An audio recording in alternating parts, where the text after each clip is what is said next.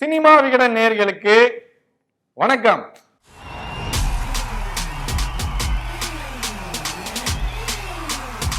ஒரு வழியா ரொம்பவே எக்ஸ்பெக்ட் பண்ணிட்டு இருக்கிற படம் லோகேஷ் கனகராஜ் அவருடைய இயக்கத்துல உலக நாயகன் நடிப்புல வந்துட்டு விக்ரம் ரொம்பவே நிறைய பேர் இருக்காங்க. அந்த படம் வந்துட்டு எப்போ வரும் சொல்லி அப்படியே ஒரு மிகப்பெரிய ஒரு எதிர்பார்ப்பு இருந்துச்சு. 14ஆம் தேதி சொல்லிடுவோம் அப்படின்னு சொல்லி இன்னைக்கு சொல்லியிருந்தாங்க. அதுக்கப்புறம் ரொம்ப ரொம்ப எக்ஸ்பெக்ட் பண்ணிட்டு இருக்க படம் அது ஜூன்ல வருது. அதுக்கு முன்னாடியே மிகவும் எதிர்பார்க்கப்படுற படம் அப்படின்னா வந்துட்டு தளபதி அவர்களுடைய பீஸ்ட் படம் தான். சொல்ல ரெண்டு பேரும் ஒரே தான் சொல்லலாம் வந்தேன். தளபதி அவர்களுடைய பீஸ்ட் படம் தான். ஏன்னா ஆல்ரெடி வந்துட்டு அவங்க சன் பிக்சர்ஸ்ல இருந்து இந்த தேதியில வரோம் அப்படின்றத வந்துட்டு அவங்க எங்கேயுமே வந்துட்டு குறிப்பிடல. நம்மளும் விசாரிச்சு பார்க்கும்போது ஏப்ரல் 14 தான் அப்படின்றது வந்துட்டு கன்ஃபார்மான ஒரு டேட்டா இருந்துச்சு.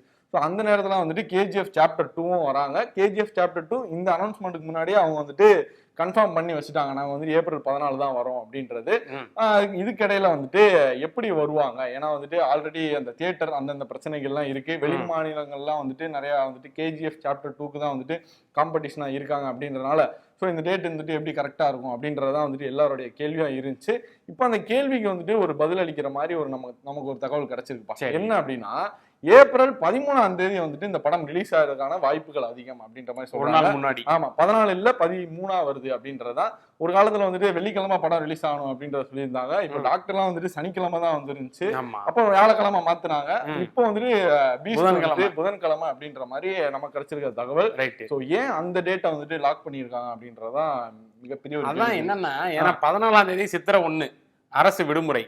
அப்படி இருக்கும்போது அது வியாழக்கிழமை வந்துருச்சா, வெள்ளிக்கிழமை ஒரு நாள் தான். அப்போ அப்புறம் பார்த்தா சனி ஞாயிறு செகண்ட் வீக் வேற. அதனால பெரும்பாலான இடங்கள்ல வந்து செகண்ட் வீக் சாட்டர்டே அப்படின்றது மாதிரி லீவு தான்.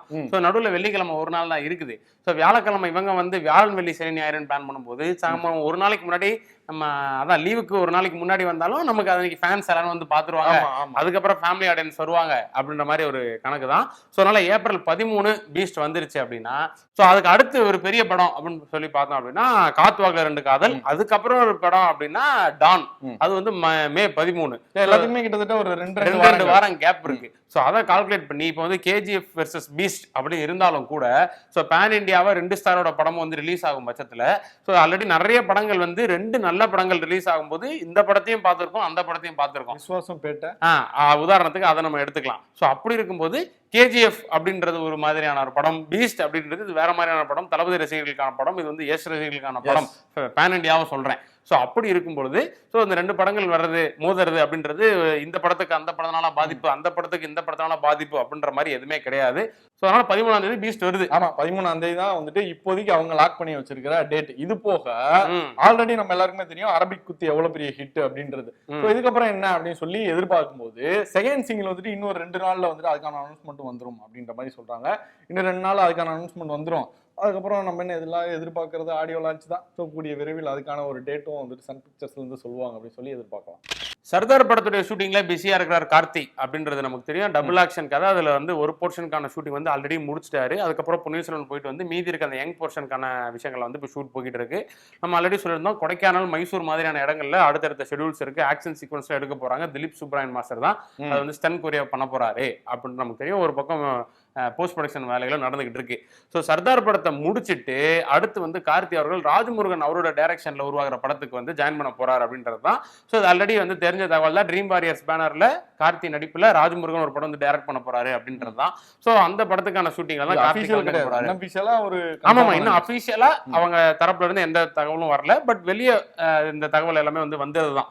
அப்படி இருக்கும்போது சீக்கிரமே அதுக்கான அபிஷியல் அனௌன்ஸ்மெண்ட் வரும் அப்படின்றாங்க. அது எப்போ வரும் அப்படின்னா, ஏன்னா இவர் சர்தார் கிட்டத்தட்ட முடிக்கிற ஸ்டேஜ்ல இருக்கும்போது தான் அடுத்த படத்துக்கான அபிஷியல் அனௌன்ஸ்மெண்ட் வர போறாங்க.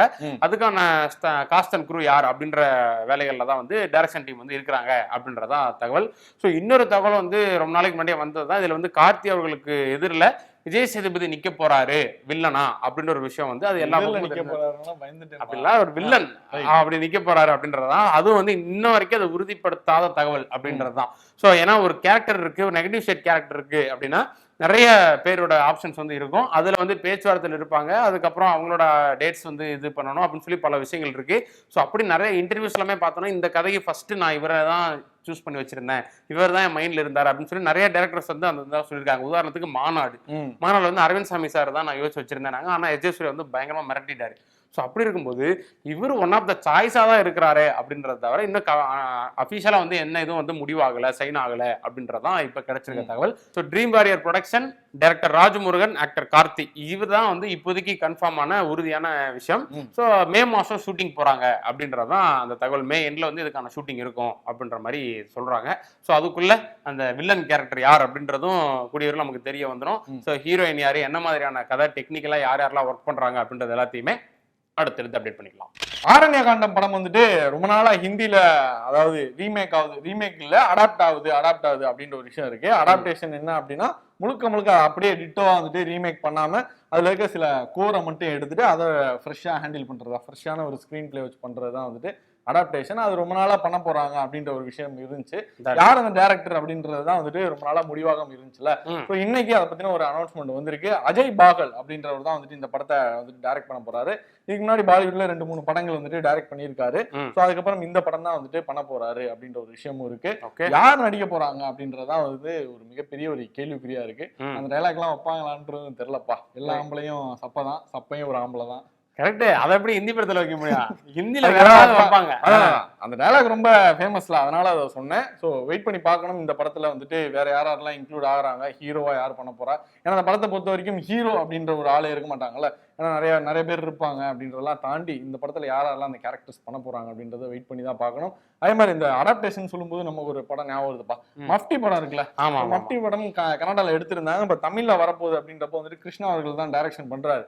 அதுல வந்து முழுக்க அதே இல்லாம சோ நிறைய விஷயங்கள்லாம் மாத்தி ஸோ அடாப்டேஷனாக தான் பண்றாங்க அப்படின்ற ஒரு விஷயமும் இருக்கு. சும்மா ஒரு ரெஃபரன்ஸ்க்காக சொன்னேன்ப்பா.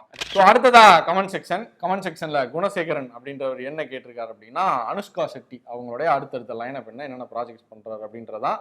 நவீன் போலி ஷெட்டி இருக்கார்ல, ஸோ அவரோட சேர்ந்து ஒரு படம் வந்துட்டு கமிட் ஆயிருக்காங்க. ஸோ அதுக்கான அந்த ப்ராசஸ் தான் வந்துட்டு இப்போ போயிட்டு இருக்கு அப்படின்ற ஒரு தகவல் இருக்கு.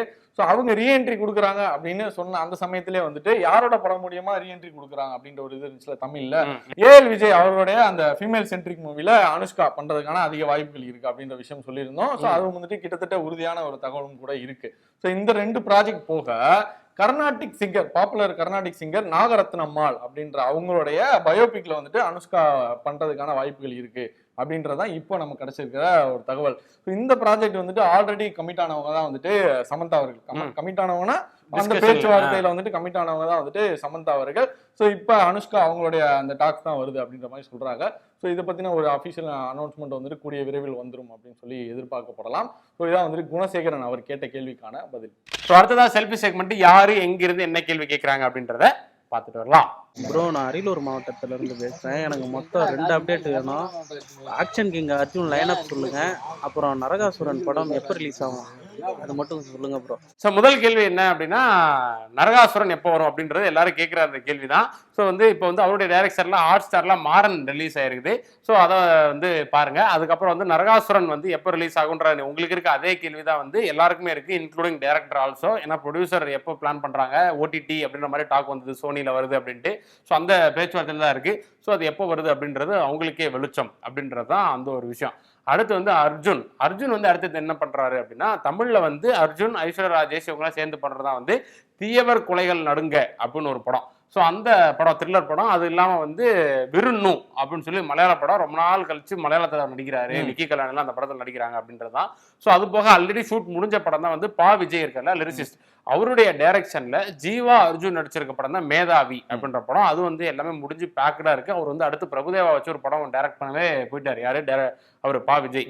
ஸோ இதுதான் வந்து அவருடைய அப்டேட்டு. ஸோ இதே மாதிரியே நீங்க தெரிஞ்சுன்னு நினைக்கிற சினிமா அப்டேட்ஸ்க்கான கேள்விகளை செல்ஃபி வீடியோவை எடுத்து கீழே தெரியுற இந்த நம்பருக்கு அனுப்புனீங்க அப்படின்னா சம்பந்தப்பட்டவங்ககிட்ட பேசி விசாரிச்சு கூடிய விரைவில் அதுக்கான பதிலை சொல்லிடுறோம்.